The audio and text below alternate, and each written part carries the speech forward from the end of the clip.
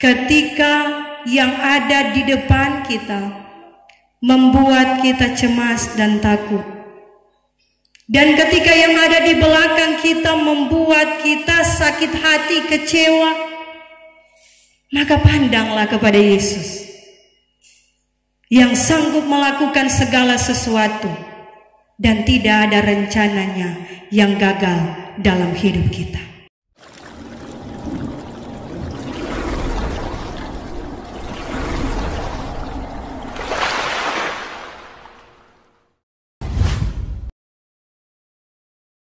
Saudara-saudara yang dikasihi dan diberkati Tuhan Yesus Kristus, salam sejahtera bagi orang semua. Shalom.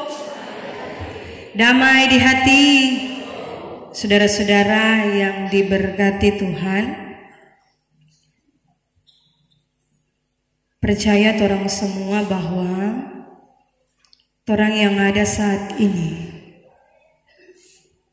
dalam syukur dan sukacita ketika merasakan berkat Tuhan, ketika merasakan setiap penyertaan Tuhan bagi hidup ini terwujud lewat tindakan yang memuliakan Tuhan. Berkat tidak selalu berupa materi, tetapi kesehatan itu bagian dari berkat. Bahkan pun kebahagiaan hidup bersama keluarga itu pun bagian dari berkat. Sehingga merasa bahwa itu semua kita miliki, kita ada saat ini untuk memuliakan Tuhan. Saudara-saudara yang diberkati Tuhan, satu kali iblis dia menghadap Tuhan. Dia bilang begini, Pak Tuhan, Tuhan, semua pensiun kita. Tuhan bilang, oh, kenapa aku mankung sampai ngana bicara begitu? Dia bilang, soalnya ndak mampu kita mau hadapi manusia.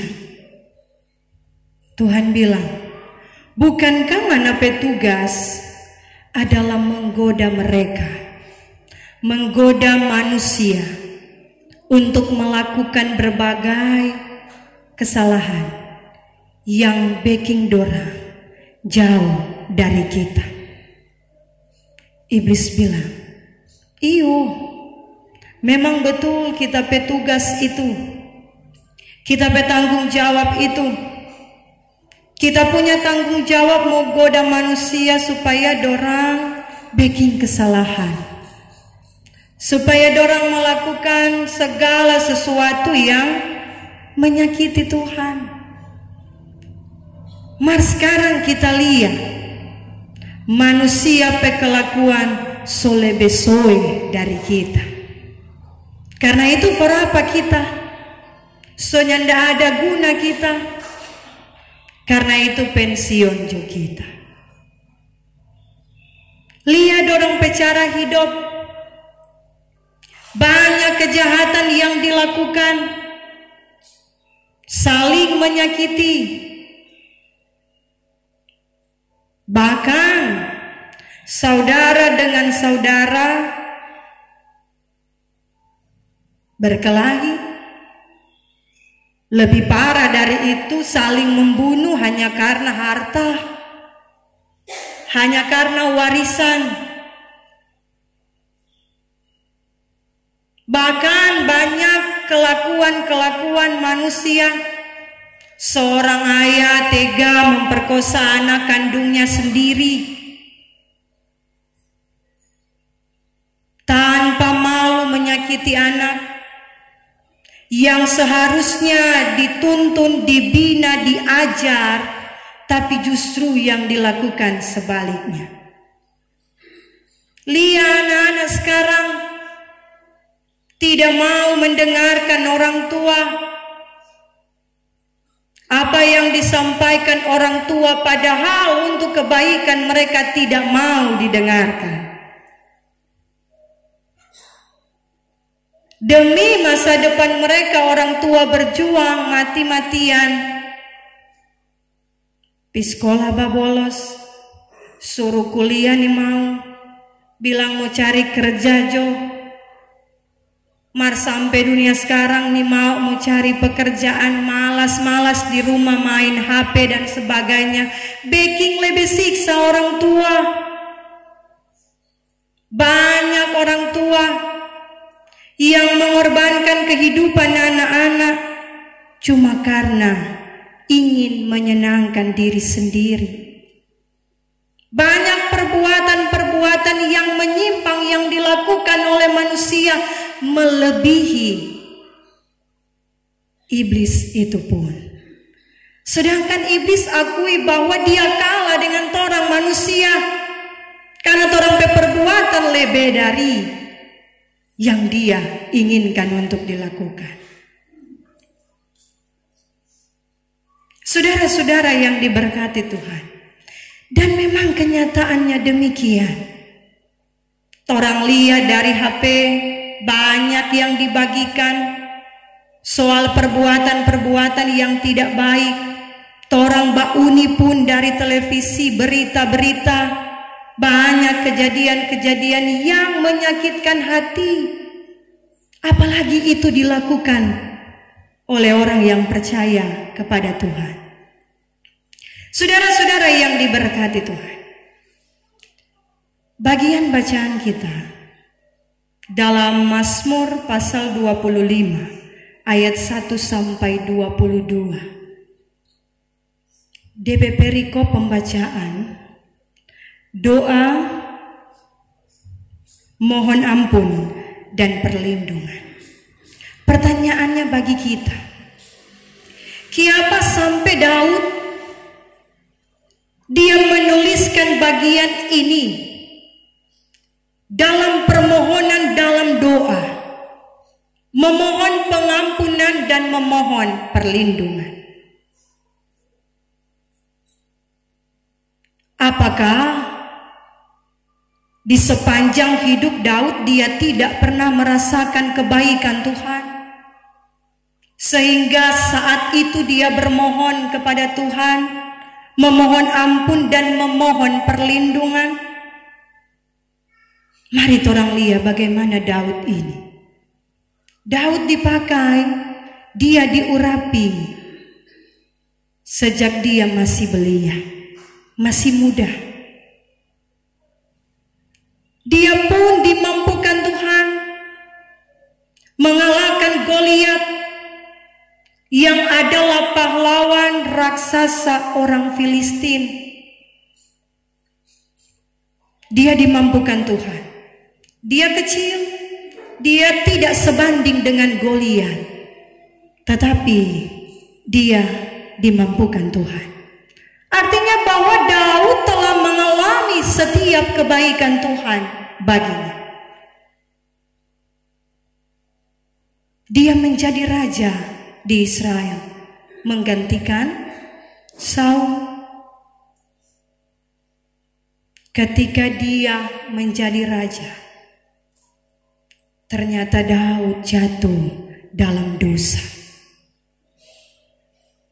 Dosa apa yang dilakukan oleh Daud? Ketika dia berjalan di atas istana, berjalan-berjalan dia, berputar-putar. Dia lihat dari atas seorang yang bernama Betsheba. Sementara mandi, perempuan yang cantik, parasnya luar biasa, Daud tergoda. Dia bilang dia pe anak buah, panggil tuh perempuan itu menghadap kita di istana. Anak buah panggil Pak Betsheba menghadap Daud. Kemudian terjadi persinahan. Daud melakukan itu. Setelahnya diberitahukan bahwa Ini Betsheba datang ulang ketika habis dorang melakukan. Kaget beberapa waktu Betsheba datang padamu. Dia bilang, Raja Daud, kita sekarang hamil. Daud bingung, aduh bagaimana dia bicara ini? Apa yang mesti kita lakukan? Sementara Betsheba ini sudah punya suami yang bernama Uria. Sudah punya suami. Dan ketika suami Betsheba, Uria, pulang dari peperangan, karena dia adalah pahlawan perang, dia pulang. Daud putar otak, cari cara supaya bukan dia yang bertanggung jawab atas kehamilan Betsheba. Dia panggil Uria. Dia bilang, Ngana izin dulu sekarang. Pigi ngana di rumah, pigi pangana pe istri, tinggal dulu deng dia.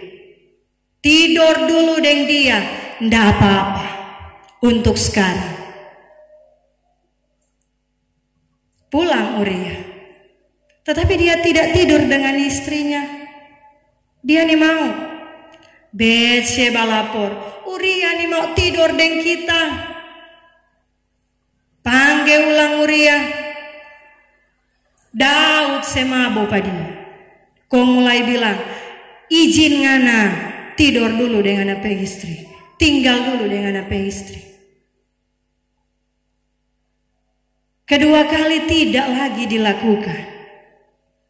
Istri Uria Betsheba lapor lagi pada Daud.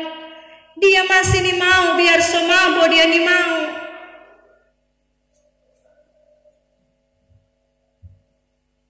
Putar otak lagi Daud. Bagaimana dia bicara? Dia panggil Uria. Kenapa ngana nih mau tidur dengan pe istri? So kasih kesempatan ngana di rumah. Deng mau sontong apa istri ngana nih mau. Dia bilang, masakan yang lain sementara berjuang. Kong kita dengan seenaknya tinggal di rumah. Apalagi bersama-sama dengan istri. Itu tandanya kita tidak menghormati teman-teman dalam kerja, tetapi juga tidak menghormati raja. Kabal ngana ini, kan begitu Daud sampaikan.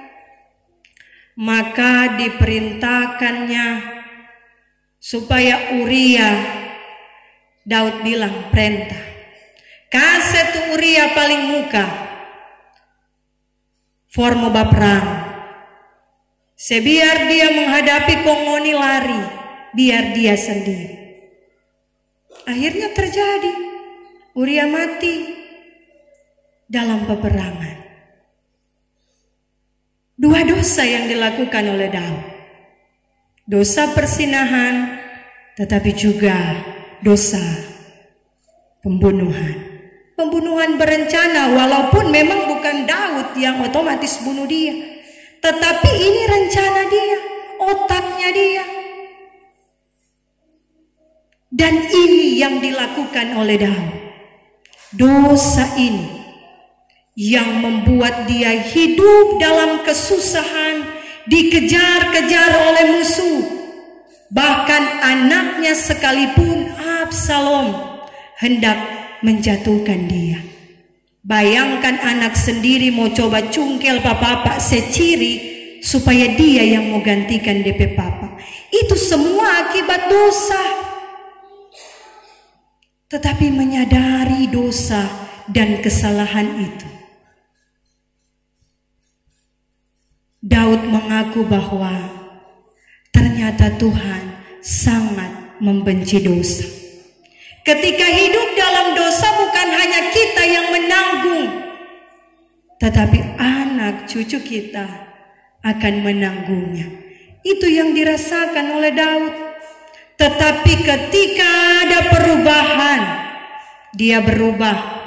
Dan inilah doa pengakuan dosanya bagi Tuhan. Bacaan kita ini adalah doa betapa Daud mengaku setiap dosa di hadapan Tuhan. Sambil dalam ayat pertama dikatakan, kepadamu ya Tuhan kuangkat jiwaku. Dia tahu bahwa Tuhan yang pegang kendali DP kehidupan. Ketika dia hidup takut Tuhan, dia setinggal tuh perbuatan dosa, dia kembali hidup bagus. Dia menikmati kembali setiap berkat Tuhan. Anaknya Salomo hidup dengar-dengaran kepadanya. Dan dia yang menggantikan Daud menjadi raja. Ada perbandingan antara hidup yang takut akan Tuhan dan hidup yang tidak takut Tuhan. Ada perbandingan. Sama dengan perbandingan Jonathan Edward dan Max Jacques. Dorang hidup di zaman yang sama. Dan ketika dilakukan penelitian sesudah 200 tahun dorang meninggal. Habis dorang dua hidup di zaman yang sama. Kemudian mati. Dan 200 tahun sesudahnya dilakukan penelitian. Pertama, Jonathan Edward. Dia seorang hamba Tuhan. Dia melayani dalam kesungguhan. Dia hidup baik. Dia hidup benar di mata Tuhan. Dia menjaga anak cucunya. Takut akan Tuhan. Dan ketika disurvei 200 tahun kemudian, didapati bahwa semua keturunan Jonathan Edward hidupnya baik. Nyanda ada satu yang menyimpang dari perbuatan-perbuatan yang menyakiti Tuhan. Semua hidup benar, semua hidup baik di mata Tuhan. Dan didapati bahwa semua keturunannya, ada yang jadi dokter, ada yang jadi pendeta, ada yang jadi dosen, ada yang jadi guru, ada yang jadi pengusaha terkenal, tetapi juga ada yang jadi wakil presiden Amerika Serikat. Semua keturunannya tidak ada yang hidupnya buruk, tidak ada. Tetapi berbeda dengan Max Jacques. Dia adalah seorang pembunuh yang dia lakukan setiap hari menyakiti orang. Dan didapati dalam survei setelah 200 tahun dia meninggal, anak cucunya tidak ada yang berbuat kebaikan. Tidak ada, biar satu pun tidak ada. Semua menjadi perampok, pembunuh, apa semua yang berbau kejahatan dilakukan oleh anak cucu, cece dan sebagainya dari Max Jacques ini. Maka dari hal ini orang melihat bahwa betapa pentingnya orang hidup takut akan Tuhan. Betapa pentingnya orang hidup dekat dengan Tuhan supaya anak cucu kita mewarisi bumi. Karena orang yang takut akan Tuhan, anak cucunya akan mewarisi bumi. Artinya akan hidup dalam kebaikan-kebaikan. Tetapi ketika kita memilih hidup jauh dari Tuhan, hidup bertentangan dengan perintah Tuhan, maka bersiaplah kita semua melihat anak cucu kita dalam kesulitan, dalam penderitaan kehidupan. Karena itu firman pertama mengingatkan bahwa kita sebagaimana Daud, dia menaruh percaya sungguh kepada Tuhan. Dia tahu benar bahwa Tuhan yang pegang kendali hidupnya. Karena itu dia mengatakan bahwa kepada Tuhan dia mengangkat jiwanya. Artinya menyembah Tuhan. Orang kadangkala dalam persekutuan ibadah ketika berdoa ketika dalam penyembahan angkat tangan luar biasa. Tetapi ternyata hati kita tidak tertuju pada Tuhan. Kemudian yang dilakukan oleh Daud adalah dia mengaku dosa di hadapan Tuhan lewat bagian bacaan kita. Dosa masa muda yang telah dia lakukan, dia tahu itu yang membawa sengsara baginya. Dia memohon ampun setiap dosa dan kesalahannya. Dan bagian bacaan kita ketiga mengajarkan bahwa anak cucu kita akan diberkati asalkan kita hari ini hidup takut akan Tuhan. Kalau itu yang kita lakukan, maka betapa berbahagianya kita dalam hidup yang kita jalani. Saudara-saudara yang diberkati Tuhan, jangan hitung kesusahan kita, tetapi hitunglah berkat Tuhan bagi kita.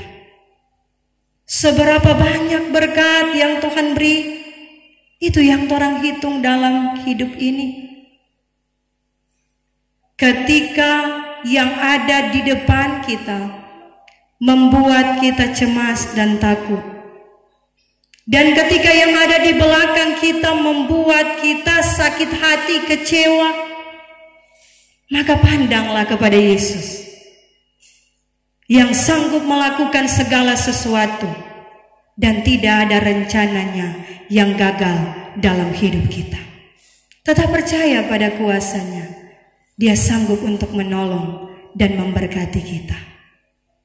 Tidak semua orang dalam hidup ini hidupnya aman-aman. Semua kita pernah melakukan kesalahan, dosa di hadapan Tuhan.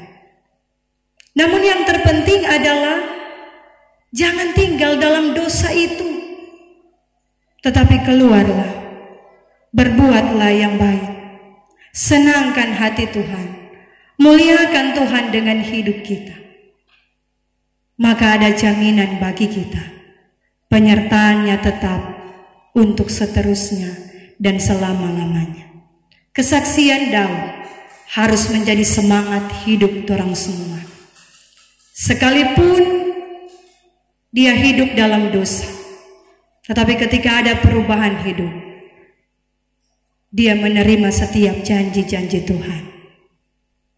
Daud diangkat, tetapi dia melakukan dosa.